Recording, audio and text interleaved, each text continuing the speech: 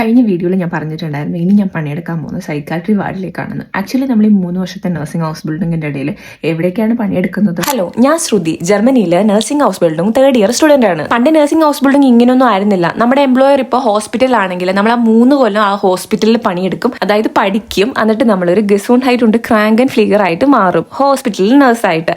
അതുപോലെ തന്നെ old age ഹോമിൽ 3 കൊല്ലം നമ്മൾ പണിയെടുത്ത് പഠിച്ച് നമ്മൾ ഒരു ആൾട്ടൻ ഫ്ലീഗർ ആയിട്ട് മാറും. അല്ലെങ്കിൽ നമ്മൾ പീഡിയാട്രിയുടെ സെക്ഷനിലെ പിള്ളേരുടെ നഴ്സ്, അതും ഈ 3 കൊല്ലം നമ്മൾ പിള്ളേരുടെ വാർഡിലായിരിക്കും പണിയെടുക്കുക. ഇങ്ങനെ ആയിരുന്നു പണ്ട്. അത് കഴിഞ്ഞ് കഴിഞ്ഞിട്ട് അവർക്ക് മനസ്സിലായി കാണും നമ്മൾക്ക് എല്ലായിടത്തും എക്സ്പീരിയൻസ് കിട്ടേണ്ടത് അത്യാവശ്യമാണെന്ന്. അതുകൊണ്ട് തന്നെ എന്ത് ചെയ്തു, ജനറാലിസ്റ്റിഷ ഫ്ലീഗ ഹൗസ് ബിൽഡിംഗ് എന്ന് പറഞ്ഞിട്ട് നമ്മുടെ ഈ പഴയ ഹൗസ് ബിൽഡിങ്ങിനെ അങ്ങ് മാറ്റി. 2017 ലോ പാസ്സാവുകയും 2018 തൊട്ട് 19 വരെ അവർ അതിനുവേണ്ടി വർക്ക് ചെയ്ത് 2020 ഫസ്റ്റ് ബാച്ച് സ്റ്റാർട്ട് ചെയ്യുകയും ചെയ്തു. പുതിയ നിയമം അനുസരിച്ച് 2500 മണിക്കൂർ പ്രാക്ടിക്കൽ ബ്ലോക്കും 2100 മണിക്കൂർ തിയറി ബ്ലോക്കുമാണ് ഉള്ളത്. ഈ 2500 മണിക്കൂർ എവിടെ പണിയെടുക്കണം, അതുപോലെ തന്നെ എത്ര നാൾ പണിയെടുക്കണം എന്നൊക്കെ അതിന് കറക്റ്റ് ആയിട്ടൊരു കണക്കുണ്ട്. നമ്മുടെ ഹൗസ് ബിൽഡിങ്ങിന്റെ ആദ്യത്തെ പ്രാക്ടിക്കൽ സെക്ഷനിന് ഓറിയന്റിയറിംഗ് ഐൻസൈറ്റ്സ് എന്നാണ് പറയുക. അത് 400 മണിക്കൂറുണ്ട്. അത് നമ്മുടെ ട്രേഗറിന്റെ, അതായത് നമ്മുടെ എംപ്ലോയറിന്റെ അടുത്തായിരിക്കും. അത് കഴിഞ്ഞ് വരുന്ന 3 സെക്ഷൻ എല്ലാവർക്കും ഒരേപോലെ ചെയ്യേണ്ട കാര്യങ്ങളാണ്. അതായത് സ്റ്റാക്ഷനറി അക്യൂട്ട് ഫ്ലേഗ്, അതായത് ഹോസ്പിറ്റലിൽ അവിടെ നമ്മൾ 400 മണിക്കൂർ ചെയ്യണം. അതുപോലെ സ്റ്റാക്ഷനറി ലാങ്സൈറ്റ് ഫ്ലീഗ്, അതായത് ഓൾഡ് ഏജ് ഹോമിൽ അവിടെയും 400 മണിക്കൂർ.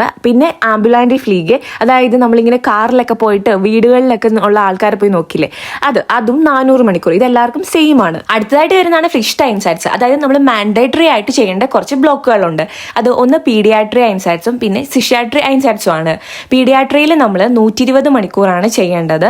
പക്ഷെ കഴിഞ്ഞ കൊല്ലം മുതൽ അത് മിനിമം 60 മണിക്കൂർ മതിയെന്നും പറയുന്നതുണ്ട്. പക്ഷെ ഞങ്ങളൊക്കെ 120 മണിക്കൂർ ചെയ്തിട്ടുണ്ടായിരുന്നു.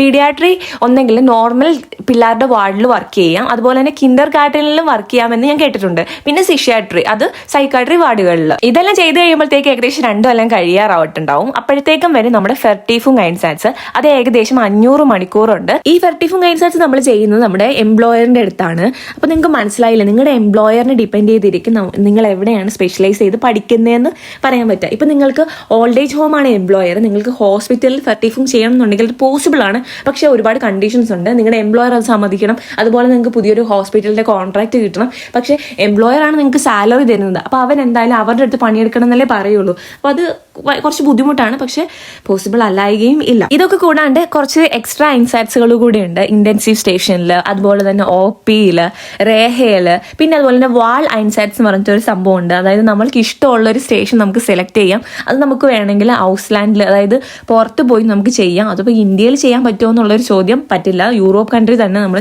സെലക്ട് ചെയ്യണം. ഇത് നിങ്ങൾക്ക് മനസ്സിലായെന്ന് തോന്നുന്നു. അപ്പൊ ശരിയായ അടുത്ത വീഡിയോയിലാണാവേ.